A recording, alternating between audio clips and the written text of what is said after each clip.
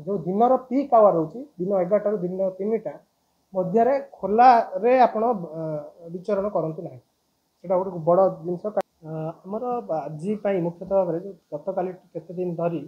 Red warning जो जारी करा जायछि आगामी 5 दिन पर्यंत आमर किछि जिल्ला रे भीषण ग्रीष्म प्रवाह स्थिति संभावना थिबारु आगामी 5 दिन पई आमे किछि जिल्ला को रेड अलर्ट जारी करिछु।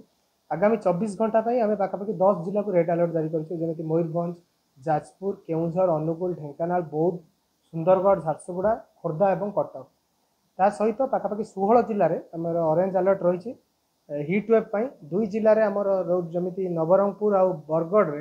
येलो अलर्ट रही जोटा कि हिट वेव पाई एवं हट आउ ह्यूमिड जोटा कि उष्म आर्द्र पाणीपाग स्थिति पाई पुरी और कोरापुट को आमे मध्ये येलो अलर्ट जारी कर आसंता काली ये जो रेड अलर्ट जो माने भीषण ग्रीष्म प्रवाह जो स्थिति रहिबो तार विस्तृति वृद्धि होबार संभावना रही ताकू लक्ष्य करके आम आहरी 3टी जिला अर्थात 13 जिला को रेड अलर्ट जारी करूँ जो थी कि आप रोचे मयूरभंज जाजपुर मुख्य भाव उत्तर आभ्यंतर ओडिशार जिला गुड़िक और पश्चिम ओडिशा जो जिला गुड़िक रोचे से मुख्यतः भाव तापमात्रा प्रभाव सामान्य अधिक रही ऑरेंज अलर्ट से पाखापाखि 15 जिला को जारी कर 2 जिला को आम येलो अलर्ट जारी कर अर्थात जो रोचे आगामी 3 दिन पर्यंत पूरा ओडिशार 30टी जिला बर्तमान चेतावनी परिसरभुक्त अच्छी डे 4 और डे 5 रे आमर टिके कमिबो जोटा कि अनुमान कर हिट वेव प्रभाव सामान्य कमिबो जोटा कि दक्षिण उपकूल ओडिशा जो पार्श्ववर्ती जिला गुड़िक रोचे से सामान्य सामुद्रिक वायु आसबार संभावना होची जदियो तापमात्रा विशेष कमिबो नहीं किंतु जो अनुभूति टिके कमिबार संभावना रोची कारण काल बैशाखी प्रभाव किसी जिले में रही संभावना रही पारे। आगामी 24 घंटा जोटा रोचे दक्षिण ओडिशा रे किसी जिले में आमर जो जारी करा जायछि वर्तमान वर्षा पाई आमे सूचना जारी करछि जोटा कि आमर गजपति कोरापुट ता सहित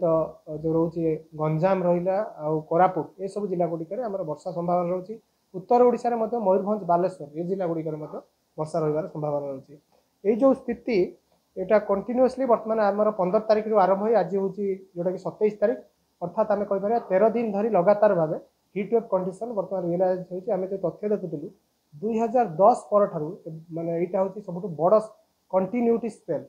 या ठारू बड़ स्पेल नथिला आ भुवनेश्वर तापमात्रा देखिबे आपनकर पाखापाखि 12 तारिख पर ठारू क्रमागत भाव 40 डिग्री तापमात्रा अतिक्रम कर जोटा कि प्रथम थर पर एटा अनुभूति होची आज मध्य आमर जो पूर्वानुमान जारी कर भुवनेश्वर रे सेठी आपन तापमात्रा 44 रु 45 डिग्री मध्य रेकर्ड होबार मध्य संभावना रोची एवं ये जो स्थिति पाई आमे मुख्यतः जो गत देखिए जो 10-12 दिन धरी आम लगातार विभिन्न सूचना जो ग्रीष्म प्रभाव जनित जो सूचना जो कौन पदक्षेप रहिबो कौन आपनकर करबा आवश्यक तो कौन न करबा आवश्यक से प्रकार सूचना आम सब जारी करूछु जो थरे कि सबटु बड़ जिनस होची आपण जो दिन पीक आवर रोची दिन 11 दिन 3टा मध्य खोला रे आपण विचरण करंतु नाही सेटा गोटे बड़ जिनस।